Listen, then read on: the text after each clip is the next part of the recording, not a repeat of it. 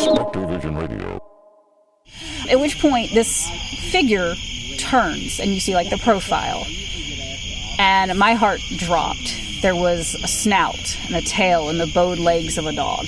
And Wow. This thing had to be at least 6 foot tall to be looking in this window, because I thought it was a very tall man. This wasn't, I was only looking at him through the moonlight. I'm looking at him through a security light. Right. So it was, her whole yard was very well lit up. So it wasn't just moonlight that I'm seeing. I saw it take 2 steps forward on its hind legs, standing straight up. At which point I decide I'm going to start walking backwards, but I'm not going to like stop looking at this thing at this point. And that's when I realized I went from being in the moonlight to no longer being in the moonlight, at which point it turned and looked at me. At that point, fight, flight kicks in, I run. You could still clearly tell that this was not a person. This was very much tail snout, dog-like creature. They claim that our eyes will just be created a slightly different from what they are. When we talk, we see things are not normal.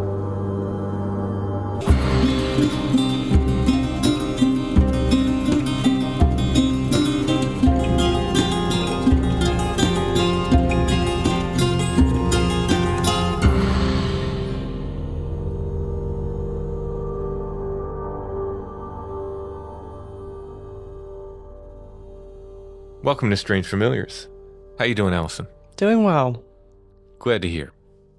On tonight's show, I'm going to be presenting 2 different interviews that Chad and I collected. We went to a powwow gathering in northern York County in the summer. While we were there, I asked if anybody had any stories of the unusual, the paranormal, etc. So we've got stories involving werewolves and Bigfoot and ghosts. And just for clarification, this is a Pennsylvania Dutch powwow tradition as opposed to indigenous Yes, so peoples. the powwow Pennsylvania Dutch folk magic tradition. Yeah, that's important to clarify. Thank you. You're welcome. Thank you for that. Before we get into that, I want to mention Albatwitch Day. Woohoo! It is Saturday, October 11th, and it is in Wrightsville, Pennsylvania. This is the final move. I know it's moved around a bit this year. There was some issues on where it was going to be happening in Columbia. They moved it directly across the river. It's just right across the river. As you said, you can stare at the old location from the new location. It's in Wrightsville, Pennsylvania this year. It's at Riverfront Park. I think it's 465 North Front Street, Wrightsville, but if you put Riverfront Park into your GPS or what have you, 465 North Front Street, Wrightsville, Pennsylvania. But go to the water. If you cross the bridge, you've gone too far. Turn around, you'll see us and come back. Otherwise, just it's a little trick. I would say it's a little tricksy, that little area around. Yeah, it depends which way you're coming from. So it's really not beneficial to give directions because it looks different depending on whether you're coming. That's true. From the north, from the south, from the east, or the west. But it's at Front Street in Wrightsville. I will be speaking. I have no clue what I'm speaking on yet. I got to remedy that real quick. Figure out what I'm talking about. But we'll be there with all of our T-shirts. I don't know if we're going to have new T-shirts in time or not. We'll see. We may have a new T-shirt design. If not, we'll have all the old T-shirt designs with us. I'll be selling and signing books. John from Riverbend Comics will have some related comics, I think, including the first issue of High Strangeness and art prints and more. And we'll be there all day, so you can stop by and see us. You can hear me speak. I'm not sure at what time I'm speaking yet, but I don't think I'm the first speaker. I don't know what order I'm in, though. But it's 11 to 5, right? Yeah. Yep. Which is nice because it's not one of those, like, you have to get there with flashlights. Right. Got it set up at 4 a.m. This is nicest for people who like a little bit of a sleep in, which is also good if you're coming from coming from 2 hours away. You don't have to get up at 6 a.m. either. So it's nice. So what is Albatwitch Day? So Albatwitch, maybe, longtime listeners have heard me talk about it a lot. It's our local cryptid. It's kind of a mini Bigfoot, I guess. A cuter Bigfoot? A cuddlier Bigfoot? I don't know about cuddlier, but... Oh, you think all Bigfoots are cuddly by nature? No, I know. I was thinking like albatrosses are kind of skinny and kind of like... Yeah. Yeah. So it's This cryptid has been here for a long time. I've found folklore back to the 1800s where they called them puckamawudgies, thereby, kind of tying it in with the Puckwudgie legend. Oh, yeah, yeah. You will hear people say Albatwitch means apple snitch. I always have to correct that. It is a German word. It does not mean that at all. Alb is German for elf. And to the best of our knowledge, entwinchen is a German verb, I believe. There's going to be someone who's a native German speaker. Yeah, I'm sure I'm getting it wrong. I'm doing my best. Yeah. In any case, it has nothing to do with stealing apples. Per se, but there are a lot of legends of people hearing things fall behind them when they're on Chickee's Rock, right? Which having things thrown at them, little stones, There are potentially. absolute legends of people getting their apples stolen from them on picnics and having. So maybe there is an element. There is certainly an apple connection, but that's not what the name comes from. Mm-hmm. The name is if so. Anyway, it's our little local cryptid, and this is kind of like our Mothman Festival. It's a bunch of cool vendors, speakers on paranormal topics. There's music, there's food. It's family friendly. Come on out and see us if you can. And it's right by the Susquehanna River, which is beautiful, especially this time of year. We've got like lots of beautiful mountains that are changing. Oh, yeah. The leaves are changing, and Well, we're right by the river again. just on the other side. Albatwitch Day. It's one of my favorite days of the year. I get to meet people, and it's so much fun, and it's such a good event. So come on out and see us if you can. I believe Soraya will be there at some point. He usually rolls in a little bit later in the day. See the far drive. Yeah, I can't promise that, but I believe he's coming. He usually comes down. And otherwise, John will be there. I'll be there. And come on out and see us. Albatwitch Day, October 11th, Riverfront Park in Wrightsville, Pennsylvania. We'll remind you again next week. All right, so this first interview is with Sarah, and she has a werewolf sighting, and that's what she referred to it as. Not only did she see it before the term dogman became popular, but there's one question especially that Chad asked that was very pertinent and very interesting, and it was unsuspected. I didn't know Chad was going to ask that question. It's actually a really good question, and her answer is really interesting. Let me go into my werewolf versus dogman rant, and I think the cryptozoological community, which if I went to school and had a biology degree and I was doing real cryptozoology work, like, looking for lizards in Indonesia that were undiscovered yet, and my field of study that I got a degree for suddenly became, quote unquote, anything weird, I might be a little upset about that. So the fact that the cryptozoology community controls what these things are called is a little bit, it's a little like, should they, They like to call it dogman. They don't like the term werewolf because werewolf comes from folklore and they consider folklore to be fiction. I do not. I consider folklore to be teaching from our ancestors where things sometimes got exaggerated, sometimes didn't. It's whispering down the lane, but the information is true and good. That's my feeling on it. And I believe we had a really good name for these things for hundreds and hundreds of years, and that was werewolf. People don't like it because in their mind, werewolf means, because of movies, a man that turns into a wolf, right? Into a wolf creature. And in general, that's what it is in folklore as well. But if you read the werewolf stories of old, not many of them show the men changing into werewolves. So I'm wondering, were they seeing these same things and just assuming some man turned into these things? Or, what's the deal? In the same way that they thought that if you went to the woods, you might become a Bigfoot. Exactly. And, there may be a both end kind of thing going on there in that some people had wolf-like qualities, and maybe these things manifest around them, or who knows how it works. But in any case, I feel the werewolf is a good name, and it's been a good name for hundreds of years. And you know what? It just sounds cooler. Yeah, I don't like dogman. I think it sounds goofy. I was just talking to you about that too, about folklore, which falls under sort of oral tradition largely, and how so often oral tradition is not given the same consideration as, scientific works that are written down and that other people have cited from other people. But who does that benefit? That benefits people with access to printing materials or being able to print materials, people who can access books, and it eliminates an entire populations of people who did not have access to those things or could not have access to those things. And so we've just eliminated their history because it doesn't. Would they say like victors write Yeah. history books? Yeah. You know, yeah. In the traditional folk song community, there's a saying that, you know, a bad song does not get to become traditional, which I always joke around and say, like, there might be a couple exceptions to Yeah. that, just because there's a couple of trad songs that I'm less than a fan of. But no, in general, I think it's true. And I think also on the other side with folklore, bad information doesn't get to become traditional. You know, I think this was teaching. There was a reason these things survived and these teachings. And I think our ancestors knew what they were dealing with and had ways to deal with it. And that's what comes down to folklore. In any case, here's Sarah with her werewolf story. It's a pretty cool story. Werewolf in Texas.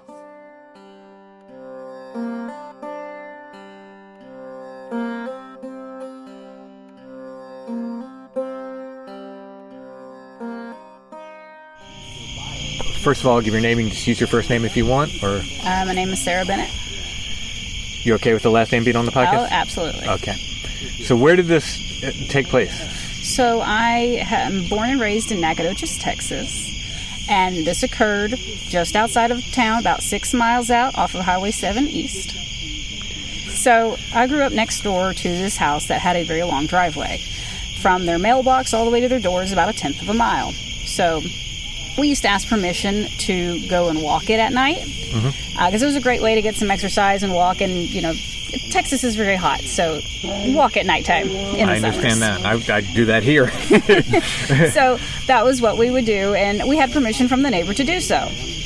And now, surrounding our entire little house and our neighbor's house is a bunch of woods. We live where there's a creek, a pond, a stream, and a bunch of woods. And I was about 16. If my memory serves correctly, I was 16. And I remember walking down the driveway one night, just couldn't sleep, as always. I want to say it was about 11 o'clock at night. And I was walking. I remember the moonlight being really bright because I was in the shadows of the trees. And I came upon the spot where, you know, I could see the neighbor's house very clear. And I noticed that there was a person standing at the window. And it was clearly a tall person, had to have been a male. At which point I'm thinking, oh no, I need to go tell my parents that they need to go call 911. Someone's going to break into the neighbor's prowler house. or something like yeah, this. There's somebody breaking in. Her ex-husband wasn't known for like good things, so I thought maybe that like somebody's thinking he still lives there, even though that was like a long time ago. And I'm like, oh no, I'm freaking out, going, I need to go alert 911. At which point this figure turns, and you see like the profile, and my heart dropped. There was a snout and a tail and the bowed legs of a dog. So the hind legs of a dog. Yeah, the hind legs of a dog, but upright. standing upright. And this Wow. thing had to be at least 6 foot tall to be looking in this window, because I thought it was a very tall man. And she had a not a street light, but like a security light that was on every night, that comes on at dusk. And so this wasn't, I was only looking at him through the moonlight. I'm looking at him through a security light. Right. So it was, her whole yard was very well lit up. So it wasn't just moonlight that I'm seeing. There were no bushes or anything that was in my way between it and whatever I was seeing. So I was like, clear shot of what is this? And I stopped moving because shock. Yeah. I saw it take 2 steps forward on its hind legs, standing straight up. And it even had the little weird... So forward towards you. No, forward, which happened to be like towards my right. So it was like going to the right. Okay. Or from my angle. So I'm seeing the side of it. So it was forward in whatever way And it was facing. it's forward, my right. Okay. Okay. Was And- that into the light? Yes, towards the light, actually. Okay. So, which makes that even stranger. But at which point I decide I'm going to start walking backwards, but I'm not going to like stop looking at this thing at this point. And that's when I realized I went from being in the moonlight to no longer being in the moonlight, at which point it turned and looked at me. At that point, fight, flight kicks in, I run. Because when it looked at me, I couldn't see its eyes. I was still too far away for that. I was over 150 yards from this thing, but you could still clearly tell that this was not a person. This was very much tail snout, dog-like creature. And not to out you on your age, but about what year was this roughly? Oh shoot, hang on. I'm 38, do the math. So, I can't do the math for that. 2004? 2002. Okay. Early 2000s. To early 2000s. I'd have to actually do the math. Okay. I'm not great at I'm math. asking this for a point. So, No. So early 2000s. This is like, I know I graduated in 2005, so that it would have been 18, so 2003-ish. And I remember it being about, I want to say it was about September, too. Because I remember it being like not summer. I remember being in school at the time and I couldn't sleep. I remember running home, locking the doors, locking the windows. I was that kid who had a sword collection, so I slept with it. I mean, they were all decorative, but it didn't matter at that point. Hey. Anything. Sticking with the pointy end. Yeah. So...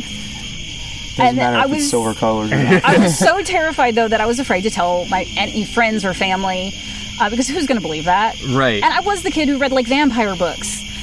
So I was like, maybe it was my mind playing tricks on me. I tried to rationalize this, but then my mom went back to exercising on the driveway every night, and I freaked out, and I was trying to beg her not to walk it. I eventually told her the story. She went and got a knife to start walking the driveway. About 5 years later, though, she was screaming at me in the house to look out the window.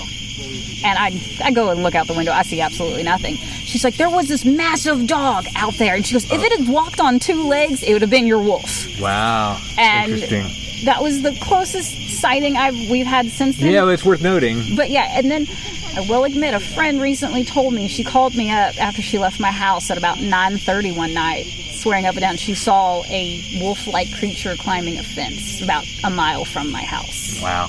And that was this year. Yeah. And so there's the theory, is it still around?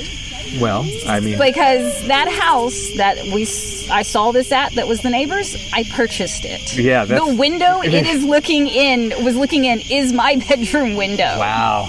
That's got to be I won't... You keep your curtains shut at night? Yep, yes, Yeah. I do. There's always curtains. When I lived there for about 2 months by myself, I did not sleep well. Anytime it was like, I don't even know if this occurred in the full moon, but because of that, it's like I locked all the doors. I did all the things that they stereotypically do. Right. So, and we talked a little bit about this yesterday, not recording, and we're talking about this. People call these things dogman now. At that time, though, I don't think they were using that term. Had you heard that term? I had never heard that term, so the only reference I had was werewolf, and I didn't learn the term dogman until I had gone to a Bigfoot campout for fun. And they were like, oh, yeah. And then there was a lady there who was like, oh, where are you from? I told her my story, and she said she knew of one, of a sighting in the same town, but like on the other side of town. So I always thought that was kind of interesting that I wasn't maybe the only person. And then I'd forgotten to mention the friend having maybe seen it just recently this year. I don't know how credible that was, but she was so startled that she did pull over and sent me a voice message. Well, yeah. Describing what she had seen. And it sounded possible. Right. Like, with all of this stuff, there's always a chance of mistaken identity. Right. There's always a chance, but generally, most people know what they're looking at. Yeah.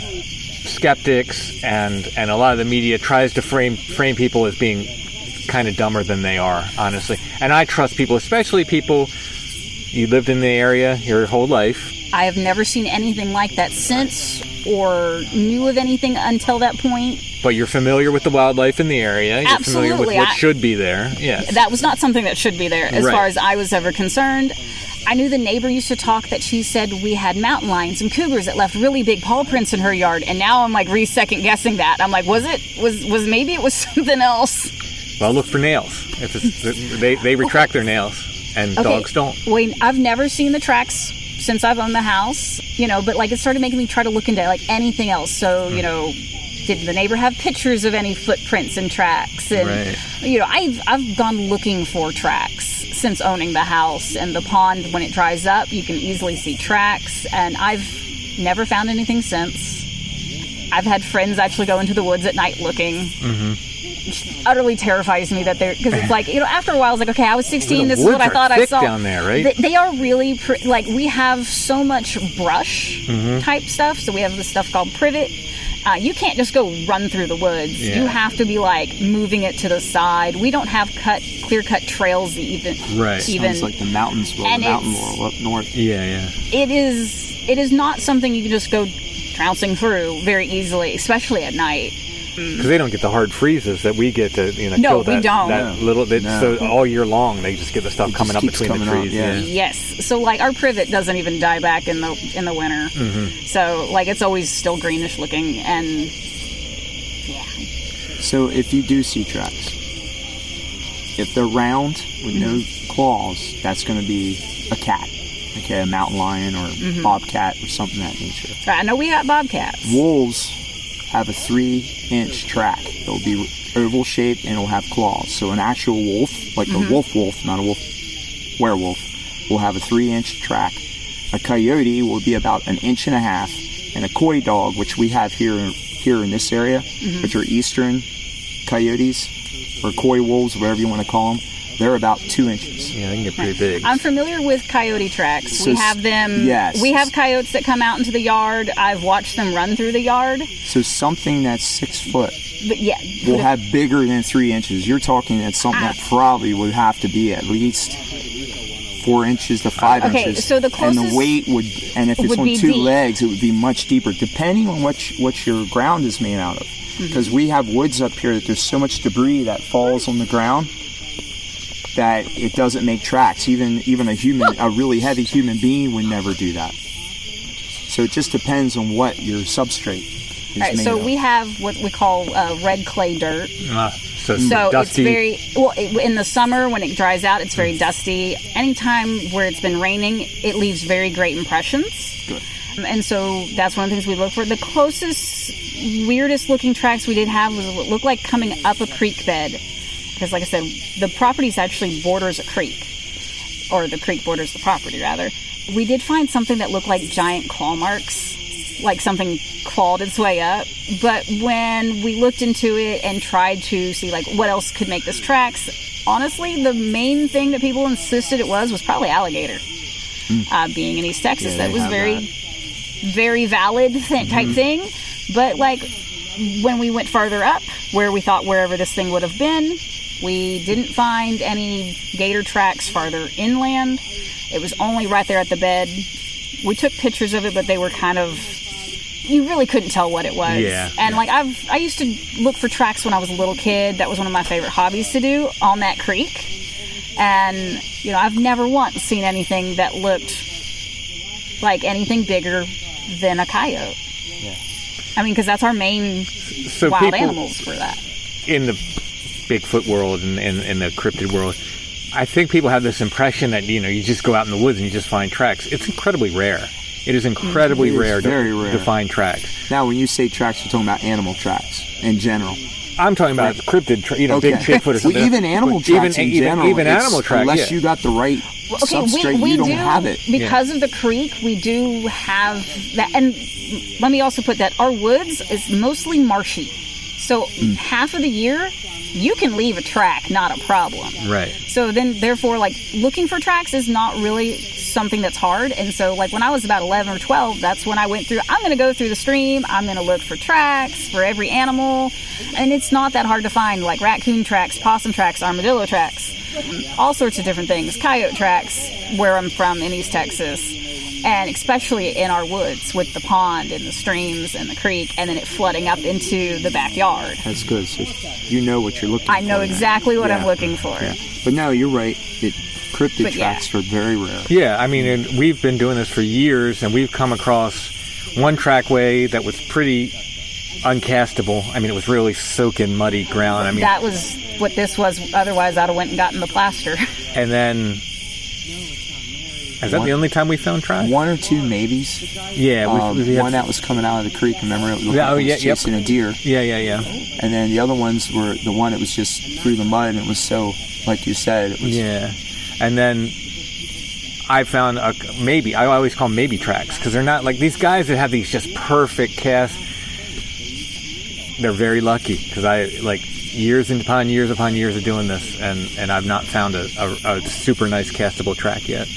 I'm always hoping for one. All right, and like because I've now owned that house for about 11 years, Every time we go out in those woods, I'm looking.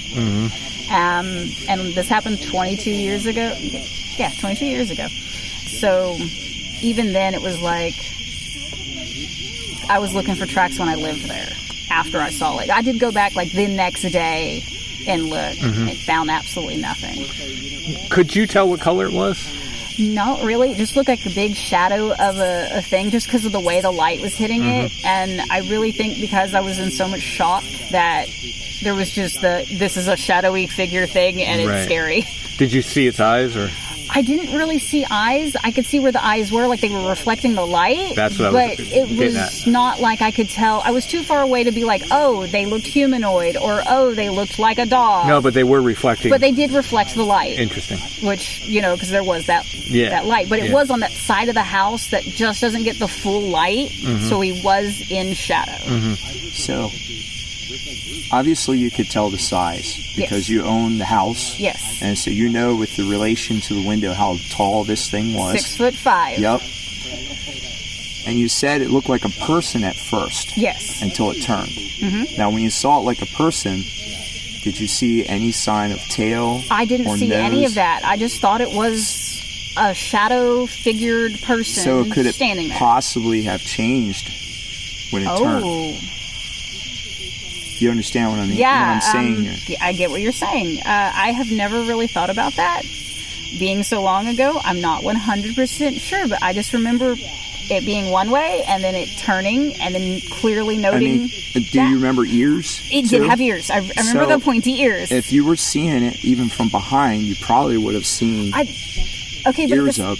At the same time, when I think about it, I was like, I think maybe I didn't see the ears because of how dark the window looked. And also, when you see something like that, probably your first impression is a person. No matter what. Yeah, I was just asking. No, that's totally valid because it's changed as it moved. Oh my God, that's something I've never really considered or thought, and that would be mechanically. My brain's like, how does that work? And that's terrifying. So I have more questions. So when it turned and you saw the legs, okay, was it proportional? If you understand what I'm saying, like a human being has certain length legs to its torso. So the legs looked longer than the front legs, and honestly, the back legs were longer. Yeah, so the back legs would be longer than the front legs. So it wasn't like a dog fully being upright to me. Right. It looked more like a person with shorter dog arms and a tail. So if he would have went down on all fours, it would have probably looked a little weird, but it wouldn't have been kind of like a hyena where the front is higher than the back. No, the front would have been a little bit shorter. Okay. But not a lot, because I wasn't really focused on its arms, but I do remember it having the arms out. And the best description I have for it, when people are like, well, what did it look like? I was like, there was a book on werewolves where it had these werewolves sitting against or standing against a wall. I'm like, who's that thing? I know what picture. It's that. I was like, it was the werewolves gathering on the one Saints night. Yep. But it's and I'm like, I'm trying to explain to people. I was like, it kind of looked like these. That's what it looked like to me. So the legs weren't shorter. They were proportional to the torso, like a person's legs. Yes, like a person's arm, legs, things. And I have no doubt that it could have ran on all four, but watching it walk was so normal for it on two legs that I'm not. It would take me some convincing that this thing was going to go running off on four legs. Interesting. Just because of how natural it took two steps like a person did. Did you see any kind of bobbing or anything like that? Not really. It just looked really smooth. And it just moved as if it was a person moving, but very, very wolf-like features. Yeah, so it's just the mechanics of the way the hawks are very odd. Yeah. It was very strange to watch. But it was But it didn't seem like it didn't look like a dog walking. Right, I was going to ask. When a dog walks and they kind of it wasn't like that at all. It would almost look like a blue heron or something like that with the way their legs move. Like how it did have moves. The weird, it did move its legs a little weird, but it just, the whole upper torso just moved forward. There was no bobbing, no movement, really beyond it was really walking forward. And the reason I know almost about that, that it was 6'5" is my husband is 6'5", and when he looks in the window, It's about the same height if you were to look in the window. Yeah, you would know. You would know since you live in the house. You would know absolutely what the dimensions are. I cannot look in the window. So it's not like you were looking at a house that you've never noticed before. Right, I grew up playing in this house. This was my neighbor's house. This was my babysitter's house. Did you have any trepidation buying it because of that? Or had it been long enough where you're just like, eh? Well, no, I was still very much convinced that something could be nearby, but I was like, worst case scenario, maybe it was the neighbor, but she was a really short lady, so I was like, if werewolves exist, it can't probably be the neighbor. I don't think you could suddenly go from 4 foot something to 6'5". Yeah, who knows how this stuff works. But so maybe it was the neighbor and she moved, but that might explain why she was kind of a hermity type person. But I was like, nah, that can't be it. But I was very scared buying the house, and I made jokes with my mom about it since she knew the story. Mm-hmm. And she's like, well, you can call me every full moon if it makes you feel better. And she was like, I'll watch your driveway. Nothing will go down the driveway. And I'm like, thanks, Mom. And she's like, you want me to, make sure you call me the day after the full moon to make sure you're still alive? She turned it into a huge joke. Well, in a way, that's one way to deal with this stuff. Right, to kind of joke about it. Well, one of the first nights that I did stay there and stuff, and it was like a full moon, a friend of mine who is a ghost hunting buddy that we used to go together and go hunt for things. We didn't do cryptids, but we did ghosts. And he actually came over and checked out the property with me and stuff, and I was like, I'll stay inside. You can have the outside. But just for peace of mind. Sure, yeah.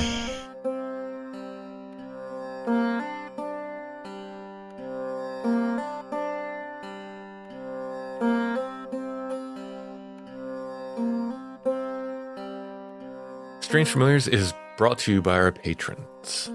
You like extra content, don't you, Allison? Sure. Everybody likes extra content. And if you like Strange Familiars and you want to get extra content and help us make the show at the same time, you can become a patron at Patreon. It's patreon.com/strangefamiliars. All of our patrons get commercial-free versions of the weekly shows, plus extra episodes. Every month we do at least one, sometimes we do more, exclusive episodes for our patrons. Our Patreon patrons also get to participate in an ongoing paranormal experiment, which is kicked off, but the way we crafted the experiment, you can join at any time and hop right into that. For more information, go to patreon.com/strangefamiliars. There's also an option via Apple Podcasts. It's called Patron of the Strange there.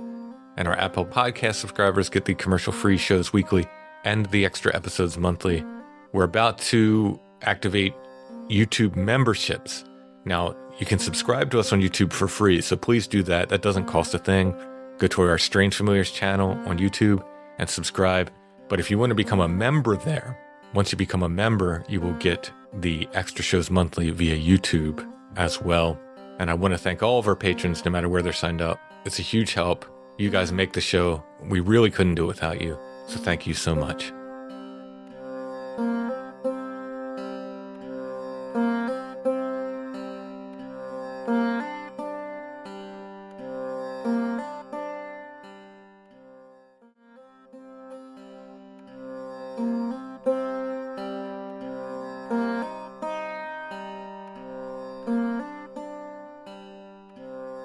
So one more question. Well, one and maybe more.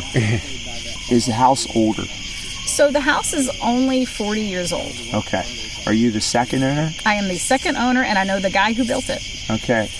Have you done any research on the land around the house? Obviously, yes. Because you would have done that. If the house is not old and you're only the second owner, you know basically the history of the house. Mm-hmm. Have you done any research on the land around the house or the land that the house sits on? So I know the entire family that used to own it was the Hardin family. And they were the ones who built it. And he had inherited it from some relative of his who had owned it beforehand. They were actually they called them transplants. They came over from Orange County area in Texas, which was a little farther off. Anyways, and so a lot of locals didn't actually like their family when they first bought the property. Sounds like when people move up here. It's pretty much about the same. And so he and his family owned a lot of it, and he inherited it, and he slowly sold off parts. But I do know that across the street from my parents' house, which is my neighbor's, and so therefore technically across from my driveway, was a horse corral. And our little area is at an intersection of a road. So it was like Highway 7 and this little farm road, and it was a little community. There was like a church and a general store. 2 houses over was the general store location. There used to be a school, but I don't know where that was. But like luckily somebody who happened to know all that told us where everything was. So we do know that fact, like there was a horse corral. This used to be just somebody's part of their big property area. They owned where we live and across the street. Growing up, it's just always been a little neighborhood with used to be a gas station across the street. And the general store burnt down at some point. So no history of weird happenings or anything like that you know of? So the guy who built my house used to tell us spooky stories of the area. We always kind of didn't believe him. One of the main stories was that some little girl died out in the creek. And I always just assumed that after he became an adult, he just told us that so we didn't go into the creek alone because we might drown. We have had weird experiences where what sounded like a little girl out in the woods, like humming. There was one time that my son can even tell you about, and he was about 5, so about 5 years ago. I heard a kid outside. I was outside with a fire with some friends, and he was inside playing on a tablet, and I heard, Mommy, where are you? And I was like, what does he want? So I went and opened the door and said, what's wrong? And he's like, nothing. I was like, you didn't call me? He goes, no. Okay, shut the door, go back and talking to the friends.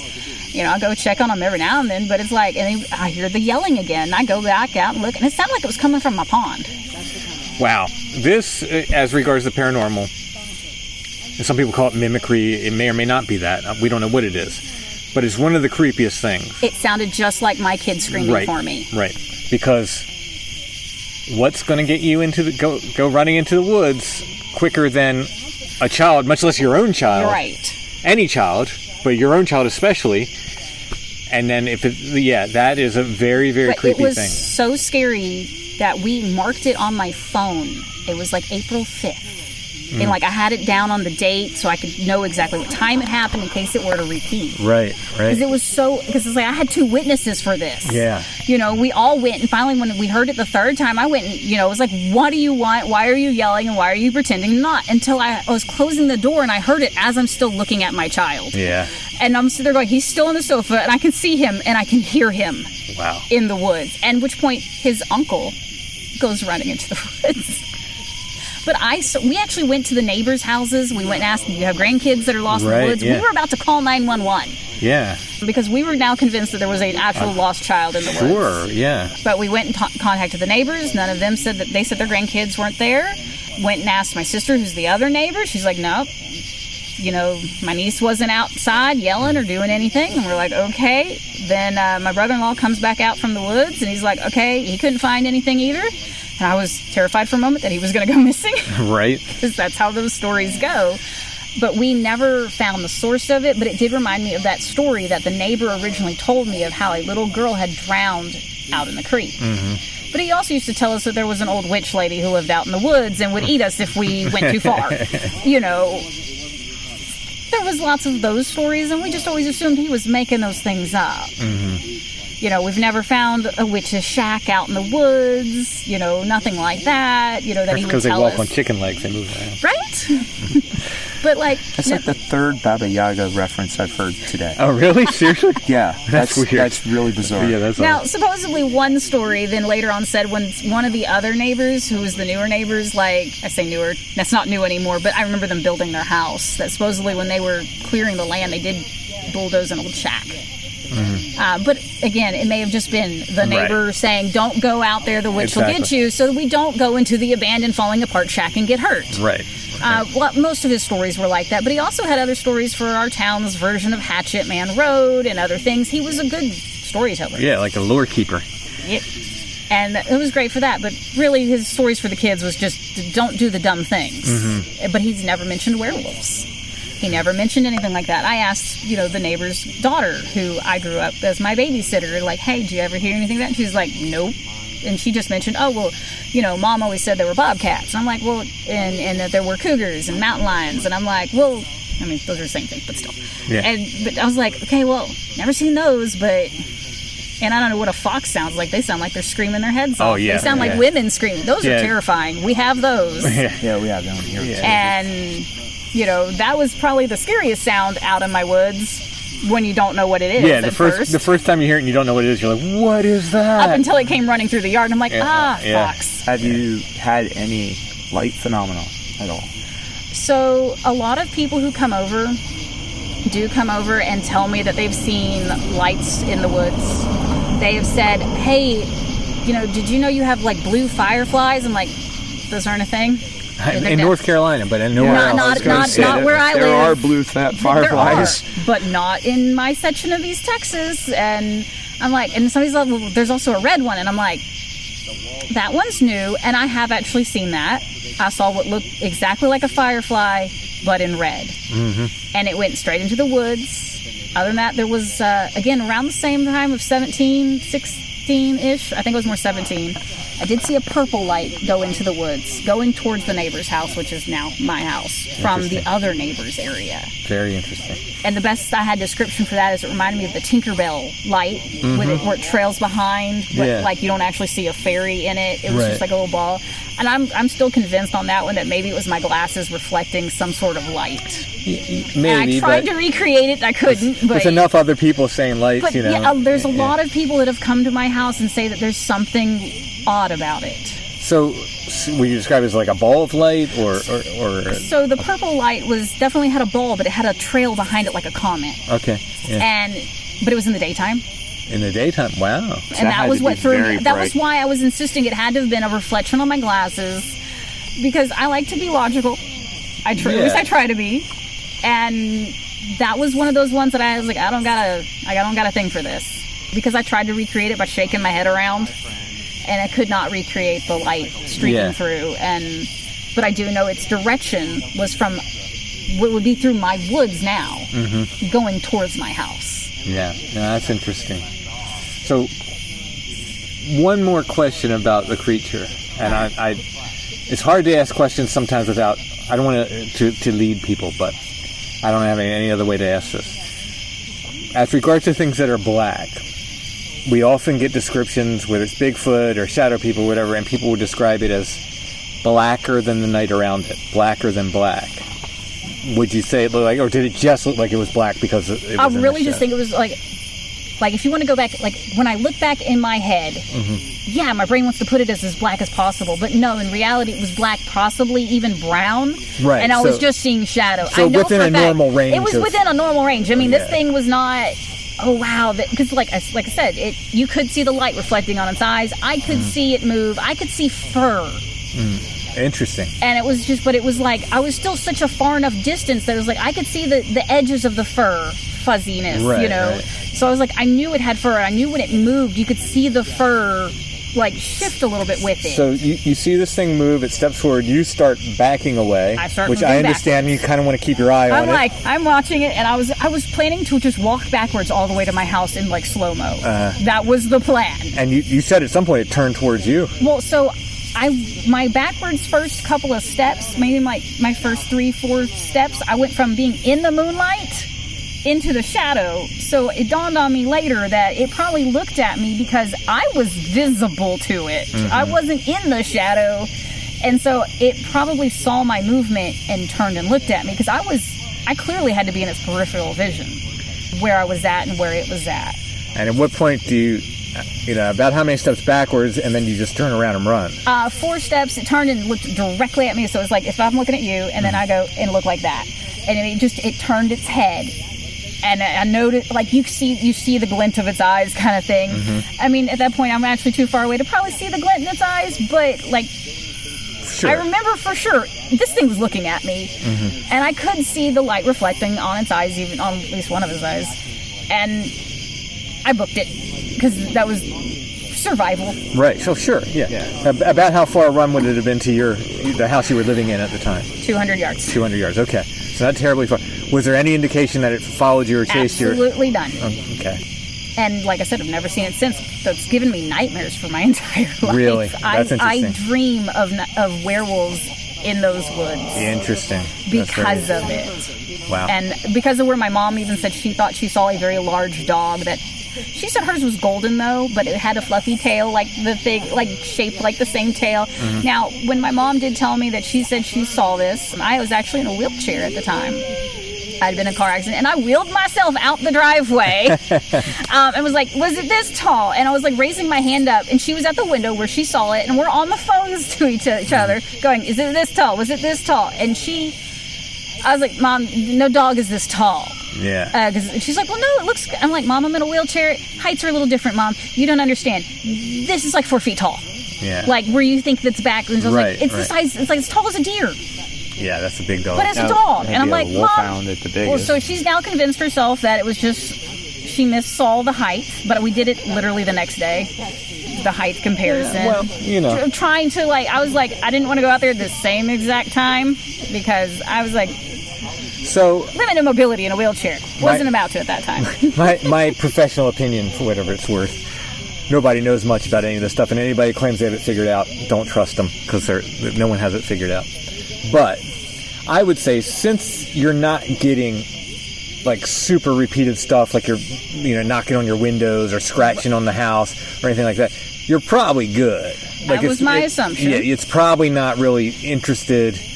We've had so many people come out now at nighttime. We've done, like, I go outside and I still sometimes get a little jittery going out at, like, really late at night. But we have a really nice, even fancier, brighter light now in the yard, almost like a street lamp at this point, versus the dimmer one that she had. And so I feel a little safer about that.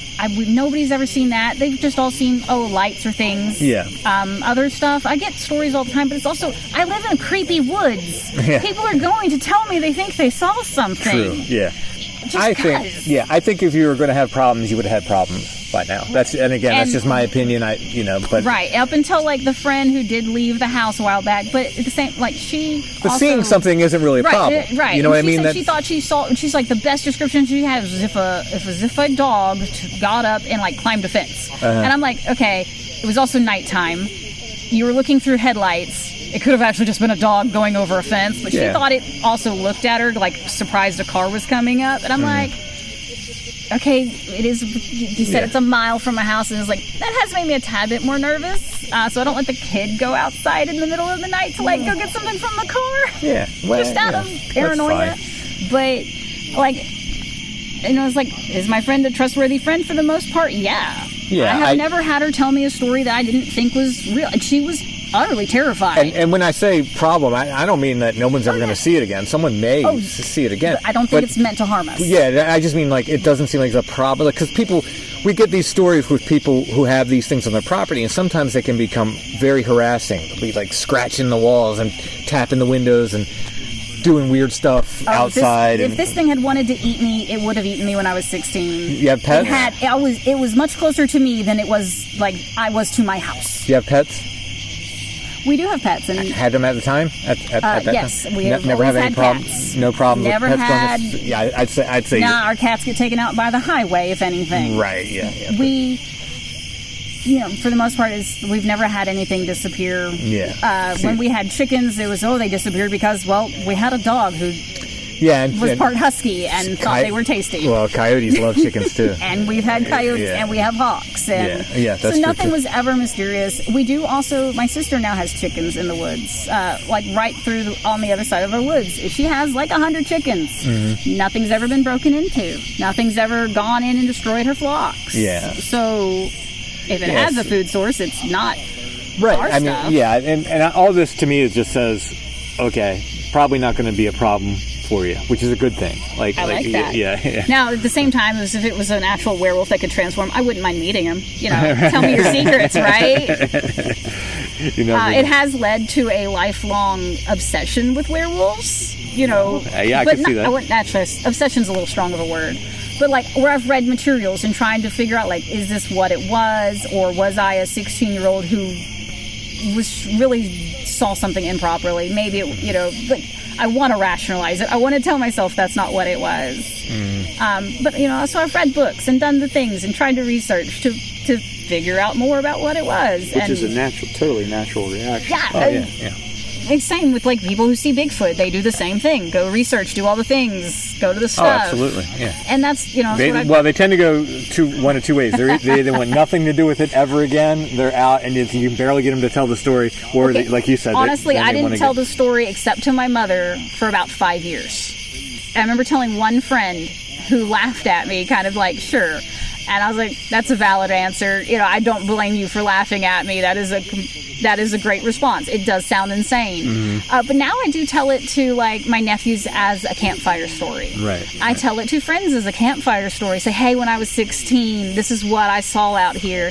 And while I tell it more like it's a fictional story, like it may or not happened kind of thing, I slightly do tell it because whether you think I'm crazy or not, at least you're going to be probably a tad bit more alert. Right, yeah. And I'd rather you be a tad bit more alert with that spooked out story than being in my yard in the middle of the night, being completely taken by surprise. For sure. So when you were talking about, like, you know, other things about, like, the house and part of the reasons for, like, buying it, part of the reason I bought it was because it was so darn cheap. So that werewolf thing, not a hang up there, because cheap over werewolves, I'll take cheap. Right, so, you know, this comes up a lot of times with like haunted houses and stuff, and people are like, how could you live there? Well, sometimes you don't have a choice, or sometimes it's inexpensive, and $55,000 total. So heck yeah, buy the house. Yeah. But no, so one of the things when you were asking about, like, you know, things about the local lore, how much do I know? I did forget that when I was growing up, they had told us, like, horror stories of the person who had lived in the house my parents owned, which is the neighbor house, you know, to where I live now, which is, I don't know, werewolf house, I guess, at this point. Which is 2 acres of land. And the owner beforehand, it was like they rented it out, I think, more than owned it. He had put up these wooden boards all around the property with nails pointing up, so that if you stepped on them, you were going to have some very severe pain. Oh, yeah. And the story I was told for why this guy who was paranoid, they were like, oh, yeah, he's the paranoid guy. He only did it so the neighborhood kids would stop crossing through his yard. Because 2 best friends, which was were growing up, they were one neighbor on one side and one neighbor on the other. One was the babysitter, one was the other, you know, neighbor and stuff. They would walk through the very far back of his yard to each other's houses. You know, and they said that he put it up to keep them from doing it. In retrospect, I've always wondered, did he do it for other reasons? Yeah, like you said before we started recording, that's a little extreme. It is very extreme.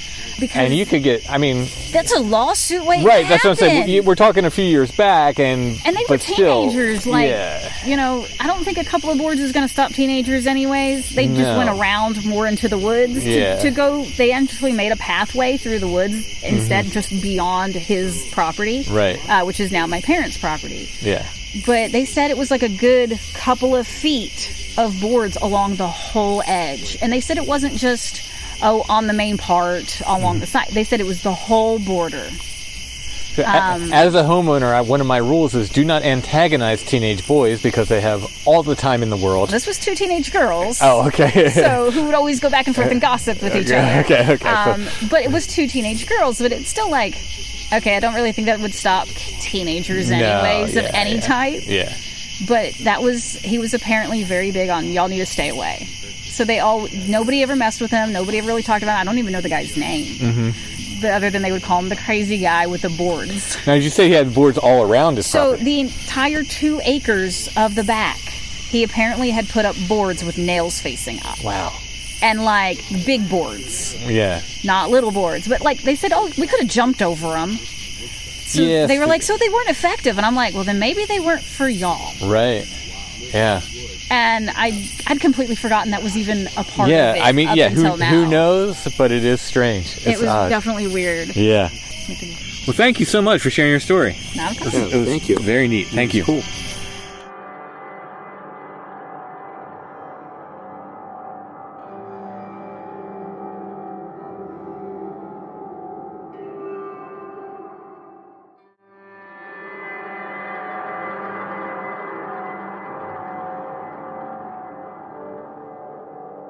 Okay, next up we have Storm with this sort of a possible Bigfoot thing. Again, Chad with these good questions kind of puts a spin on it. in the middle of the interview. So was it Bigfoot or was it related to some of these other things she's talking about? Because she also talks about ghosts and UFOs as well. So let's go ahead and get to Storm's stories.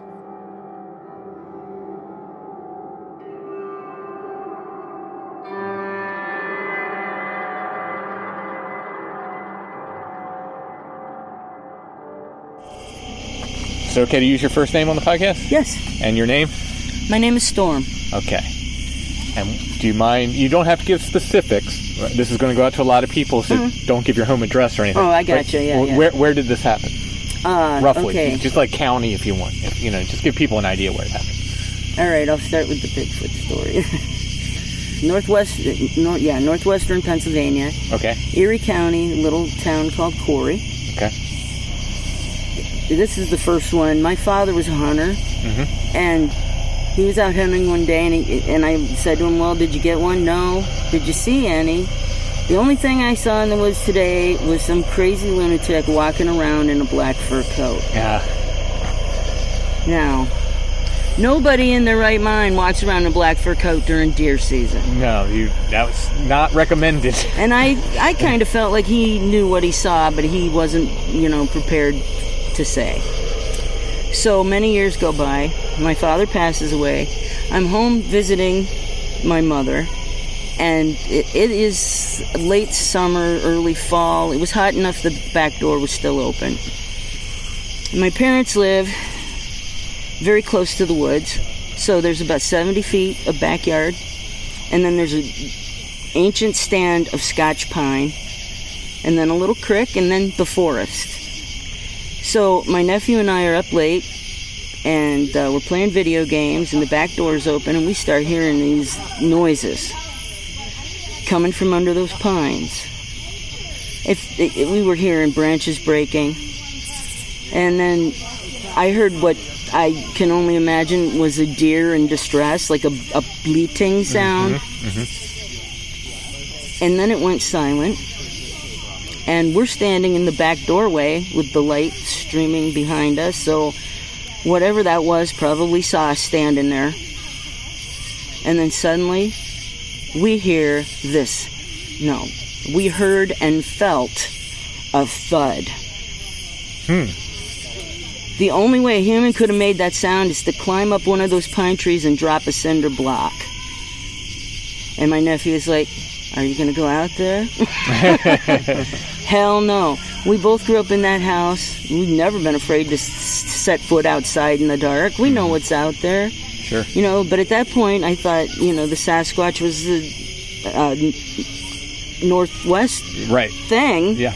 I didn't know that That's there very were common. That's very common. sighting, and I didn't know Pennsylvania was such a big deal, you know? Yeah. So I thought, well, what could it be? And they say that the eastern mountain lion is extinct in Pennsylvania. No. They say that, and, I've seen it. I'm pretty sure that they probably aren't around Corey, but I don't know. I would. There's more mountain lions out there than any fish and game person's going to ever admit to. Let's put it that way. I've seen them. Chad's seen them. Lots of people I know have been in the woods a long time, have seen them. I know tons of hunters who have seen them.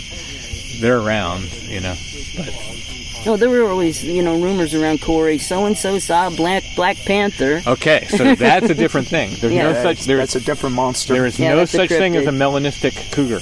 They don't exist. There's never been one in what they captivity. Never say. been one bred. So if anyone is seeing Black Panthers, they are seeing something truly anomalous. Right. Now, if you're near the Lake Erie area, It is near Lake Erie. that's the traditional area for the indigenous people that have water panther stories. Oh, is it? Yes. Wow. I've never Near heard the of that. Great Lakes, you have the water panther. Okay, interesting. So yeah, I mean, it wasn't an eastern black bear. They don't predate deer. It wasn't a bobcat, because if it had jumped out of a tree, those great big feet on that pine mulch wouldn't have made a sound. Oh, so you're thinking the thump was something jumping out of a tree? Is that your guess? Many years later, I found out that when they try to threaten people away, sometimes they'll. Right. And I can only imagine what a 8 to 10 foot, 1,000-pound primate stomping would sound and feel like. For sure. Interesting. So your dad was a hunter? Yep. Yeah, so, yeah. And he always teased us, the woolly booger's going to get you. Is that what he called him? Yep. That's interesting. That's usually, that term usually comes around in the South. You hear it a lot. And Pennsylvania's a strange place. Yeah. Oh, yeah. Oh, yeah. I've heard. There's pockets of the South all over Pennsylvania. For sure. For sure. It's the you know, a lot of people from the South moved to Baltimore as the northernmost southern city, but then they kept going at, you know, once. The Mason-Dixon line is a human construct, you know? Sure, exactly, yeah. All these state lines are and everything. Like, I tell people, just because I write a book called Bigfoot in Pennsylvania, it doesn't mean it ain't walking over the line. It doesn't, you know, it's not like, oh, I can't go there. I can't go to Maryland. I can't go to New York. No, it's going to go where it wants to go. Are you familiar with the Spartansburg Bigfoot video? Remind me, is that the white one? No. Spartansburg, Pennsylvania is actually the next town over from my hometown. Okay.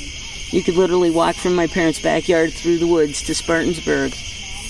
Is that the one where it's picking up apples? I'm trying to remember. No. Okay. No, it's just this couple is walking down this path. I didn't get the impression that they were deliberately looking for Bigfoot, but this Sasquatch crossed the path in front of them, and then it flanked them. And the woman is clicking her phone, trying to zoom in more, you know, and she's going, what am I seeing? And I'm thinking, why is that animal flanking them when normally you see the south end of a northbound Bigfoot, right? So maybe a year later, somebody commented on the video. So I got a notification. I went back and looked, and the comment was, did anybody see the baby Bigfoot at such and such a time up the tree center frame? So I went back and watched it. And there is this black figure in the foreground as the Bigfoot is crossing in front of them. And as the Bigfoot is starting to flank them, you see it reach over, grab a branch on another tree, and swing itself over. I showed the video to my sister. Her knees buckled. She was like, my God, that's a primate. Interesting.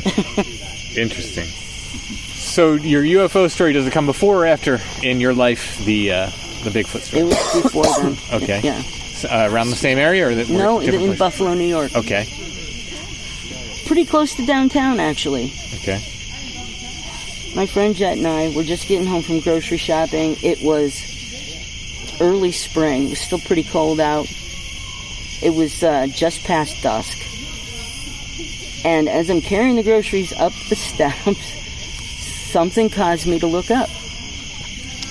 And what I saw, it was cigar-shaped. But it was like just this indescript metal color. No lights, no motor, no wings, just a cigar-shaped object. And I'm looking straight up at it, so I really couldn't tell like how big it was or how far away it was. It's so hard. I ask people that all the time, knowing that when something's in the sky, it's so hard to judge how far away it is and how. Yeah, even when you have other things to. Yeah. Because it seemed so close, I was afraid it was going to brush the roof of the house. Wow. So I said, "What the F is that?" And by the time it took Jet to look up, it had passed over the roof of the house. So I grabbed her arm and I ran her down the driveway, and it was gone. But she's my best friend. she knew I saw something that night. Sure, yeah. And I haven't stopped looking up ever since. So it was big enough where you thought it was going to hit the roof of the house. From where I was looking, it was like the size of a whale. Okay, that's what I was going to ask. Like, if you put your hand up, it wouldn't have covered it in the sky. Oh, no. Your hand at the length of your arm, it would have been bigger than your hand. Way bigger. It seemed so close. That's pretty big, yeah. And then gone. Wow. Yeah. That's neat. Anything else happen around that time? Anything odd or interesting? We had what I think was a spirit in the house. Okay. We had this, it was an amazing apartment, so many rooms. We had a parlor, a living room, a dining room, a huge kitchen, and this galley kitchen. I mean, it was just, I don't know how we scored that apartment, but anyways, if you sat facing one direction, in the dining room, occasionally you would get the distinct impression that somebody had just stomped past you in really heavy boots. Huh. And I would get it all the time. And then I'd be sitting on the opposite side looking at somebody in that position, and I'd see them go. And I'd be like, thought somebody walked past you, didn't you? Interesting. And this was happening around the same time? Yeah, we were in the same apartment. Yeah. Very interesting. Yeah, and we called him the man with the big boots, and that's all he did. Yeah, yeah. So it was kind of fun, you know. I didn't feel threatened or anything. Sure. Yeah. Now, is that your ghost story? Do you have a separate ghost story yet? You know, I don't know. I don't think I'm special. I just think that I happen to be at the right place at the right time. So this comes up a lot on the podcast. And when I started the podcast, I was very, I guess, worried about presenting what we call multiple experiences. Mm-hmm. People have multiple experiences.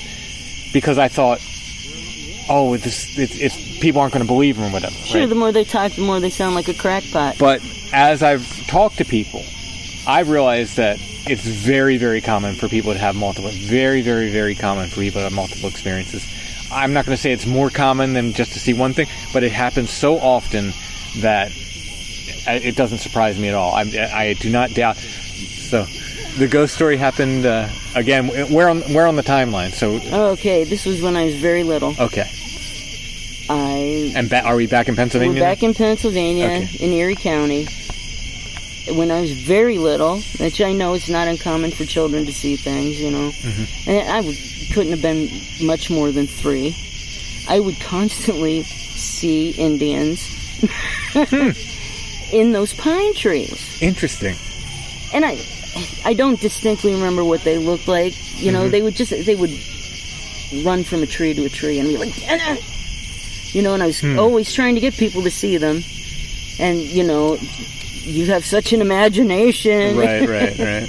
So after a while, I, you know, didn't see them anymore. And then I went to the Corey History Museum, and I found out that a corn planter who was Seneca chieftain during the French and Indian War had an encampment up on the hill behind my parents' house. Oh, that's very interesting. And then I remember there was this really large pine right in the middle of that grove of pines. I mean, maybe 3 very tall men could hand-to-hand go around the circumference that's a big of tree, it. Yeah. It was a very old tree, and my father said in his youth he had dug a musket ball out of a hole in that tree. Wow. And I knew the hole that he pulled it out of. Mm-hmm. So, yeah, that's that. Interesting. So I sort of put 2 and 2 together and went, huh. So where you would see these figures running, was that the same pines that the stomp came from years later? Absolutely. Interesting. Very interesting. I'm not saying they're related, but it's just worth noting. That's all. It's just very interesting. Yeah, but, you know, Pennsylvania is spooky. Yeah, Pennsylvania's to do what I do, Pennsylvania's a great place to live. I'll say that. So, if it was something that wasn't a Sasquatch that could, if there was a battle or something, there, not saying there was, might have been somebody that fell. Right, or who? Yeah, or. Wow, I never thought of that. Who knows? Who knows? Yeah, but there were other sounds too, you know. Yeah, for sure. Thank you so much for sharing your story. Fun. Thank you. Thank you.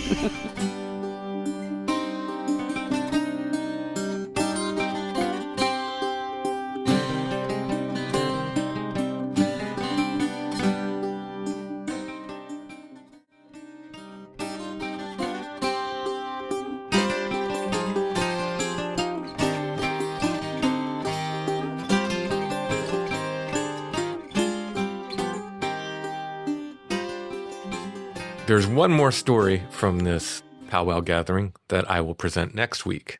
So you can look forward to that. I have another announcement regarding John and I in Riverbend. So if you're not on Whatnot, make sure to sign up for Whatnot because we have a big show coming up when High Strangeness Comics #2 drops, or maybe a couple days before. John and I are going to be doing a big Whatnot show. I will have original art. I'm doing art specifically for this Whatnot show. I'm going to be doing signed books, artwork from my books. We might auction off the original artwork that I did for the cover of High Strangeness, #2. I'm going to have a lot of original artwork. It'll be a cool hangout. I'm going to have all kinds of fun stuff to auction, but it'll be John and I hanging out, and we'll be doing big, long Whatnot show.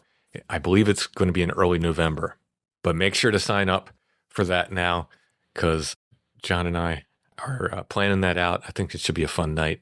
And for those who don't know what Whatnot is, it's like basically like live action eBay. Live auction site. Yeah, it's a live auction site where people have like sort of specific auctions. So, you might have someone who's selling ephemera or old t-shirts or whatever, and then people just bid on it live. But the great thing about it is there's usually less people than you're bidding against if, in all of eBay or something like that. So there's a chance to get some really good deals. It's a little addicting, I have to say. Yeah, I actually like Whatnot a lot.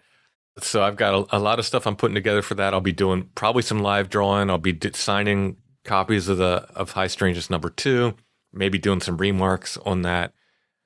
A lot of plans for that. We'll announce it again, but make sure to go ahead and get registered for Whatnot in the meantime. At the very least, you get to hang out for an hour. You don't even have to buy anything. Just come hang out with us, and you can chat, and it'll be like a live hangout. So that will be on Whatnot. We have a link to our Whatnot, which we have not done a show yet. That was our plan. Our link to our Whatnot is in the show notes. You can click on that and sign up to Whatnot that way. Maybe eventually we'll get around to doing our own Whatnot shows, but the big one coming John's just so good at it. John is good at it. He's already established. Yeah. You can look for him, and he does comic options. Yeah, John's options weekly. Riverbend Comics, so you can find him on Whatnot. And he does, if you don't get in on his auctions, he's got stuff up there that there's also like buy it now kind of things where you don't have to be in an auction. So yeah, that's coming up. So make sure to sign up for Whatnot to get ready for that. We're not going to do any Curiosities of the Week until after Albatwitch Day. Things are busy and we're just getting stuff together. And Allison opened yet another antique stand. So, we're kind of in flux here with our ephemera and what we have to offer. We'll bring the Curiosity of the Week back after Albatwitch Day in a couple weeks. Until then, the Etsy shop is always open. At our Etsy shop, you can get Strange Familiars t-shirts, patches, stickers, and more.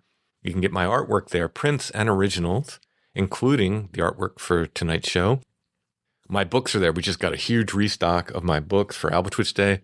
So every title is in stock. Every title that's in print is in stock. And if you get them from us on Etsy, I will sign them before we pack them up. You don't even have to ask.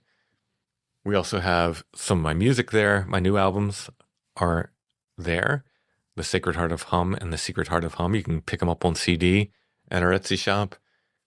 Allison has very specific ephemera and old photos and stuff there. Check it out. Our shop name is Lost Grave.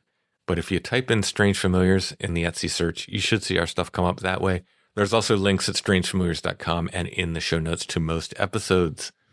Speaking of my two new albums, The Sacred Heart of Hum and The Secret Heart of Hum, they are available on Etsy or Bandcamp, stonebreath.bandcamp.com. If you get them on Bandcamp, they come with the digital download. You can get the CDs or the digital download, but if you buy the CD, it comes with the digital download. That has done really well, so I want to thank everybody who's purchased that. I'm very excited to have my first new albums out in many years. And finally, I keep forgetting to mention this, the Strange Familiars GoFundMe is still active. It's still up. I want to thank everybody who donated to that. And once again, I always want to mention this. This is an only if you can, I know times are tough, kind of GoFundMe. Strange Familiars will go on with or without this GoFundMe.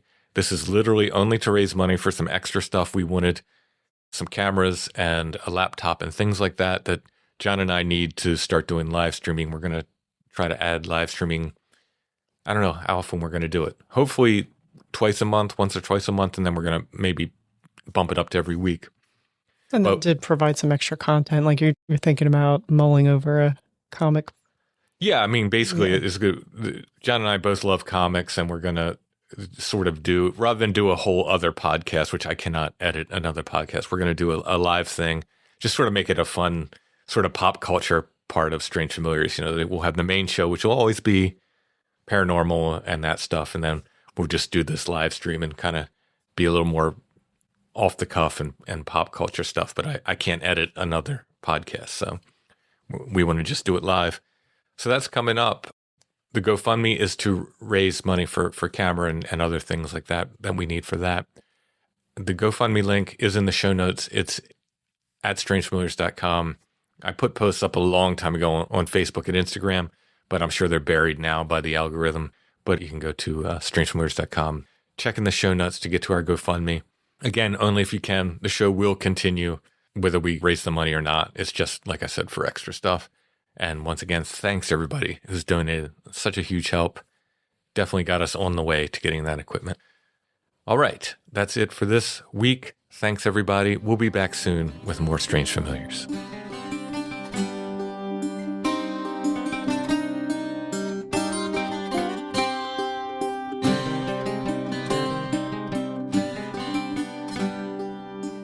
Strange Familiars is a production of Dark Holler Arts. Intro and background music is by Stone Breath. If you want to hear more or purchase music, including my 2 new albums, you can go to stonebreath.bandcamp.com. Strange Familiars is on Facebook, facebook.com/Strange Familiars, and we have the Strange Familiars gathering group there as well. We are on Instagram at Strange Familiars, one word. Please follow us there. For Strange Familiars merch, go to strangefamiliars.com/merch. For everything else, links to everything we do, go to strangefamiliars.com.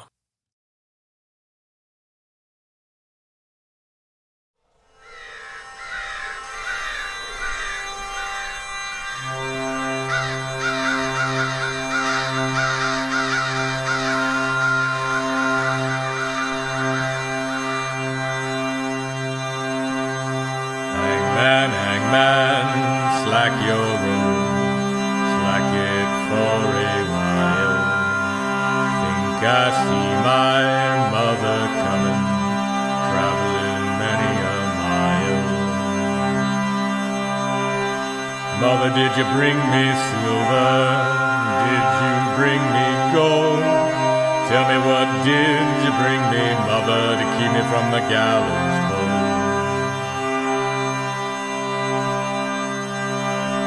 No, I didn't bring no silver, I couldn't get no gold. I just came to see you swinging from the gallows pole.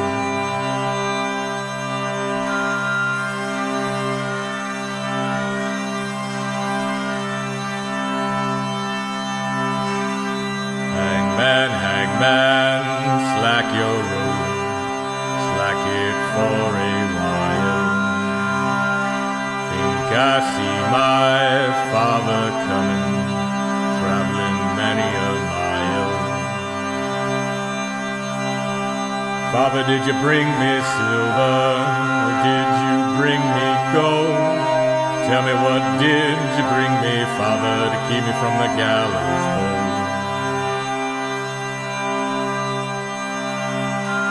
No, I didn't bring no silver, I couldn't get no gold. I just came to see you swinging from the gallows pole.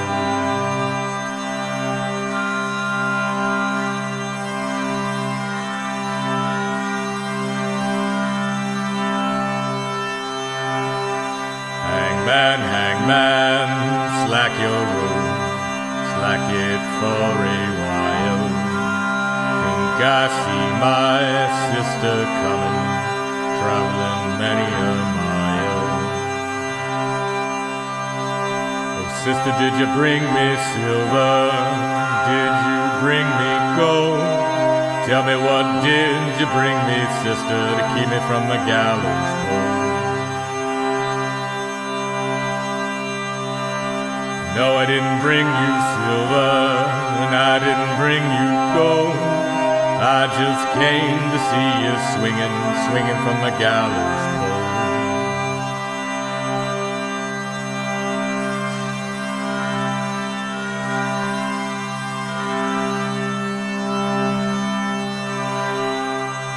Hangman, slack your rope, slack it for a while.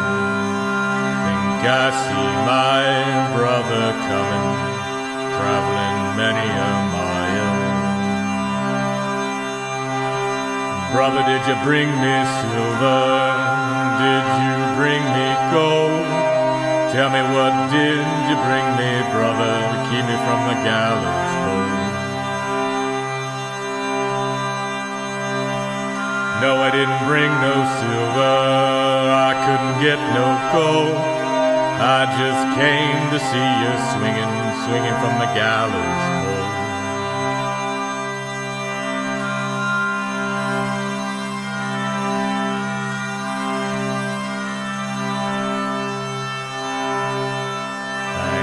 Hangman, slack your rope, slack it for a while. Think I see my sweetheart coming, traveling many a mile.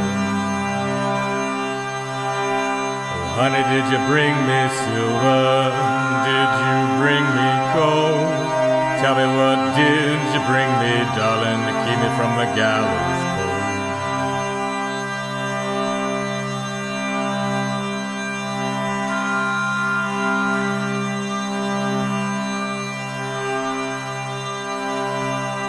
Yes, I brought you silver, you know I brought you gold. I couldn't bear to see you swinging from the gallows pole.